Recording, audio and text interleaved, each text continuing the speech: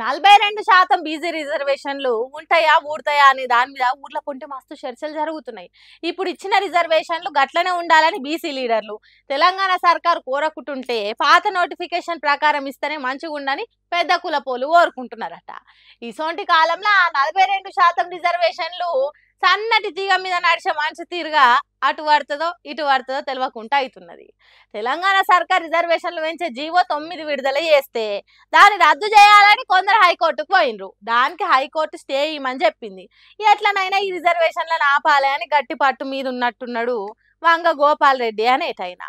హైకోర్టులో కాకుంటే సుప్రీంకోర్టుకు పోతా అన్నట్టు ఢిల్లీకి పోయిందట. కానీ సుప్రీంకోర్టు సన్నటి సలాకులు కాల్చి సురుకులు పెట్టినంత పని చేసిందట.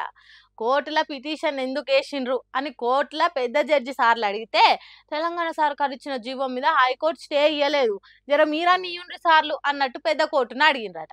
అగో దానికి హైకోర్టే విచారణ చేస్తాంది. ఆ కేసు మీద వాదనలు నడుస్తున్నాయి. అసలు స్టే ఇవ్వమని సుప్రీంకోర్టుకి వచ్చుడైంది, హైకోర్టు స్టే ఇవ్వకుంటే ఇక్కడికి రావాలని ఎవరు చెప్పిండ్రు అన్నట్టు ఎదురు ప్రశ్నలు వేసిందట కోర్టు. పాపం నీళ్ళు నమ్ముడు నిల్సొని చూసుడు అయిందట వంగ గోపాల్ రెడ్డి తరపు వకీల్ సాబులకు. మీ పిటిషన్ను కొట్టేస్తున్నాం, ఏదైనా ఉంటే హైదరాబాద్ హైకోర్టులో తెలుసుకోపోన్రి అని గద్దిచ్చినట్టు చెప్పిండ్రట. దీంతో ఇటు తెలంగాణ సర్కార్కు అటు బీసీ లీడర్లకు కాసింత గాలి వీల్చుకున్నంత పని అయిందట. బాగా టెన్షన్ పడ్డోళ్ళు ఆ టెన్షన్లకు వచ్చిండ్రట. 8వ తారీఖున ఆ రిజర్వేషన్ల మీద విచారణ ఉన్నది కాబట్టి అప్పటిదాకా అయితే రిజర్వేషన్లు ఉండేది పోయేది తేలుతుంది. కాబట్టి అప్పటిదాకా ఓపిక పట్టుడు తప్ప ఇంకోటి ఏం లేదు. అబ్బర కొడుక, పోలీస్ స్టేషన్లకు ఇంతమంది ముసుకేసుకొని వండుకున్నారు అంటే పోలీసులు బాగానే పనిచేసిన దొంగలను దోపిడీదారులను పట్టుకొని లోపటేసినట్టున్నారు. హాగో నడుమిట్ల కుక్క కూడా ముడుచుకొని వన్నది కదా. అన్ని స్టేషన్లలో గిట్లనే పోలీసులు పనిచేస్తే బయట ఒక్క దొంగ దోపిడీదారు ఉండరు కావచ్చు అన్నట్టే ఉన్నది కదా వీడియో చూస్తుంటే. కానీ ఇక్కడ వండుకున్న వాళ్ళంతా వ్యవసాయం చేసే రైతన్నలు. అవును, భూతల్లి నుంచి బువ్వని తీసే రైతులే.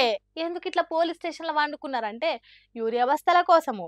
వానకాలంలో పంటలు కోతకొచ్చే యాలైతున్నది. ఇప్పుడు యూరియా ఎందుకు? కొన్ని దిక్కులల్లా మక్కలు చేతికి వచ్చినాయి, ఇంకొన్ని దిక్కులల్లా వడ్లు కోతలకు వచ్చినాయి. యూరియా అక్కడ ఉండదు కదా అనే కదా మీరు ఆలోచన చేసేది.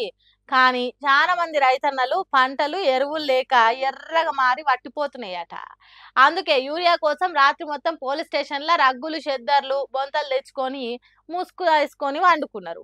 దీంట్లో ఆడోళ్ళు కూడా ఉన్నారు. ఇల్లు వాకిలు వదిలిపెట్టి యూరియా కోసం ఇంత తిప్పల పడుతున్నారు. నల్గొండ జిల్లా నాగార్జున సాగర్ నియోజకవర్గం తిరుమలగిరి సాగర్ పోలీస్ స్టేషన్ల రైతులు పడుతున్న పడిగాపుల గోసలు గిప్పి.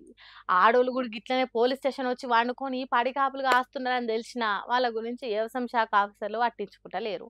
ఎట్లున్నదో చూడండి, తెలంగాణ రాష్ట్రంలో రైతన్నలకు వేస్తున్న కాంగ్రెస్ సర్కార్ సన్మానం మస్తు గౌరవిస్తున్నది అన్నదాతలను. ఇంత మంచిగా రైతులను మహిళా రైతులను కాపాడిన సర్కారు ఇంకేదన్నా ఉన్నదా? మీరే చెప్పండి.